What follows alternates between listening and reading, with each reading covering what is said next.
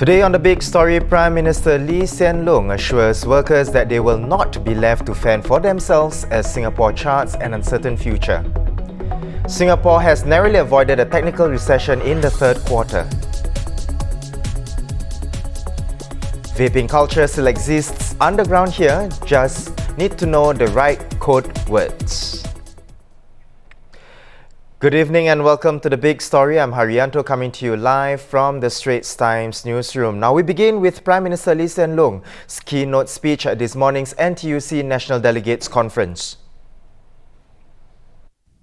PM Lee told the packed hall that the PAP will stand by workers as industries undergo changes. He pointed out that in many other parts of the world, change has caused deep-rooted unhappiness as workers who lost jobs were left to fend for themselves.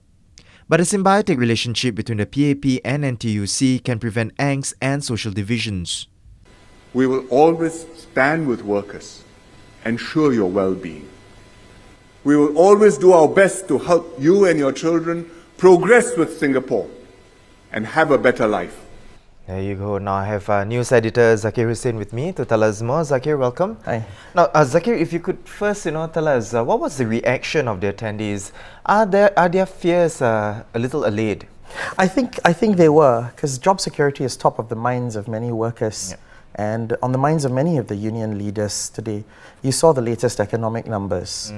Growth is slowing. Regional demand is down. And there's a genuine concern among workers, as to whether they'll continue to have their jobs.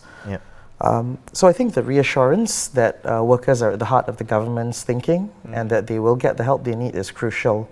And I think you have to see PM's message against the backdrop of what NTUC Sec-Gen Ng Chee Meng also presented this morning, the update on the labour movement's work so far. And workers have been helped with training, for instance, and skills upgrading.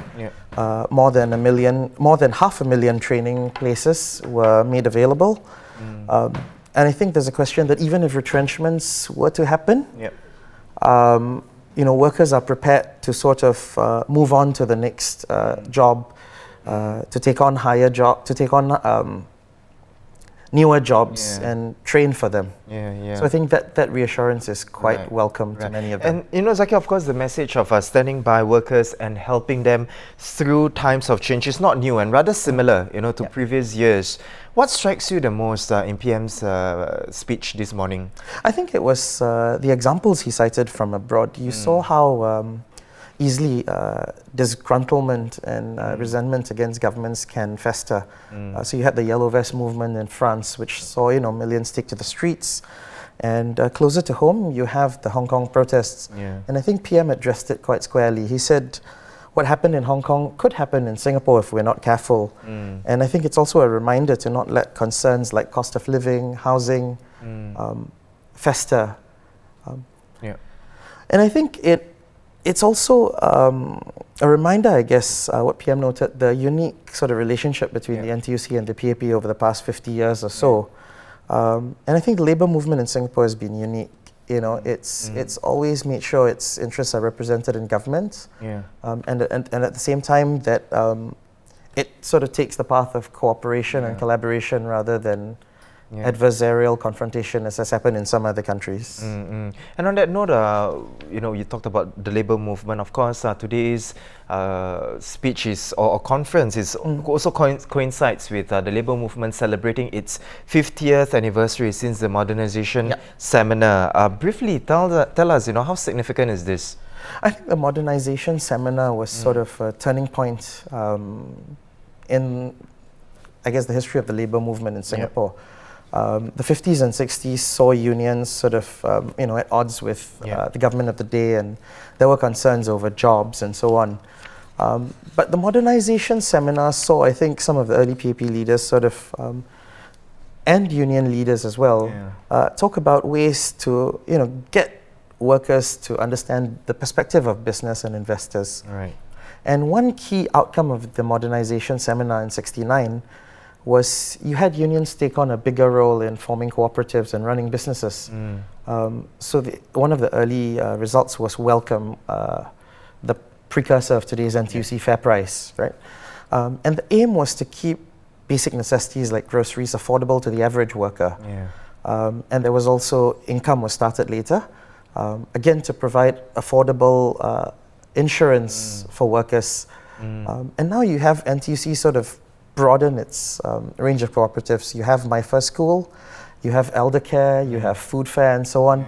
And I think the aim is to ensure that workers have a range of options at affordable cost for them to sort of consider. But I think the more important outcome of this was that you had union leaders and workers have a sense of what it was like to be involved in running a business and better understand the perspective of business. And really, it's not about adversarial, that it's possible to align the interests of businesses and workers. But this will prove a challenge, and I think the task for the labour movement in the next few years is to ensure that this collaborative relationship and understanding remains the case. And continues. Thank you so much, Zakir, for sharing a bit more about the conference, and of course, really, again, like what you mentioned, it remains to be seen the next 50 years what we can expect from NTUC, and hopefully, this good collaboration and cooperation continues between the government as well as the labour movement. Once again, to read more on this, you can visit our website at straitstimes.com. Thank you so much, Zakir. Now, talking about industry transformation and economic stability, Singapore narrowly avoided a technical recession with a 0.1% GDP growth in the third quarter. But experts say the economy is not out of the woods, and added a robust policy is needed to lift the boat amid a choppy outlook. Meanwhile, the Monetary Authority of Singapore (MAS) has also eased the Sing dollar's rate of appreciation. So how does this impact Singaporeans? I have with me business correspondent Bei. Welcome, Bei. Now, Bei, Singapore has just dodged a technical recession, but we're not out of the woods yet. Could you tell us a bit more on this? Right, so when we say we are not out of the woods yet, when we're looking at the headline figures, it gives us a sense of how the overall economy is doing, right? And in this case, a technical recession is, as what it sounds like, it's a technicality. So it means that things haven't gotten that much worse. But bearing in mind that our headline figure, the growth is still 0.1%, it's not, it's still below expectations, and it's still quite slow. So it gives us a sense that you don't know whether things are actually getting better already, or whether we have yet to see a bottom in this slowdown. That's what we mean, and we have to bear in mind that the data for September is not in yet. So what we see now are actually estimates for Singapore's growth. And there are external factors as well, right? And we discussed this earlier on. A bit more on that as well. Right, so for the external factors, Singapore being a very open economy, so we are affected by the fallout from things such as the US-China trade war and the trade tensions. Even though we saw a partial trade deal being achieved last Friday, it is unclear whether this is actually a long-term kind of truce. And we have to bear in mind as well that the tech war between the US and China is still ongoing, and in fact has escalated a little last week with the US putting 8 more Chinese companies on a blacklist. So the overall picture might, we were still unsure as to how this could pan out eventually. So what might be more relevant to the average Singaporean, in the whole picture, besides the headline figure, perhaps, they could also look at, we could also look at how each sector is performing. And that will give you a sense of where the areas of growth are, and maybe where the job opportunities might lie, which sectors are actually freezing headcount, for example. So, for example, in this case, finance and insurance are, and also business services are among the areas that are holding up a bit better as compared to manufacturing, for example, which saw another quarter of decline. Right. And in response to the slowing economy and low inflation, of course, separately, the Monetary Authority of Singapore, MAS, has reduced the Sing dollar's rate of appreciation. Now, what are the pros and cons, of easing the Sing dollar? What does this mean for Singaporeans?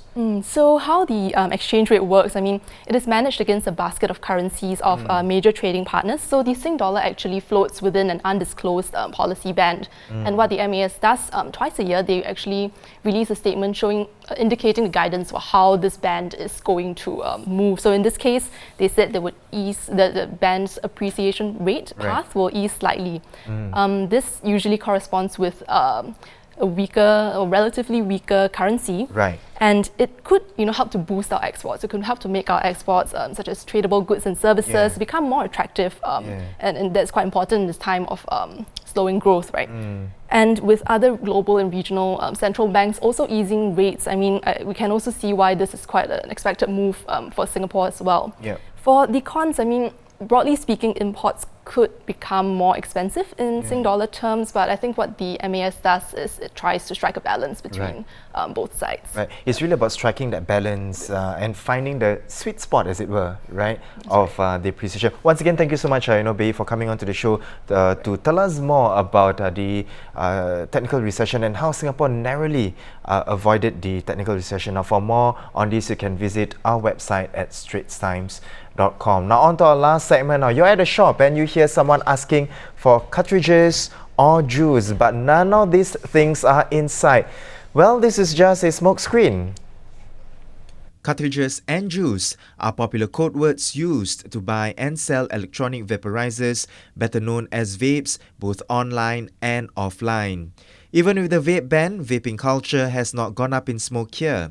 It has just gone underground. Now I have journalist Cheryl Tay, who found these shops that still illegally deal with vapes, and she's here to tell us more. Hi Cheryl. Hello. Cheryl, is this the first time that you're on TBS?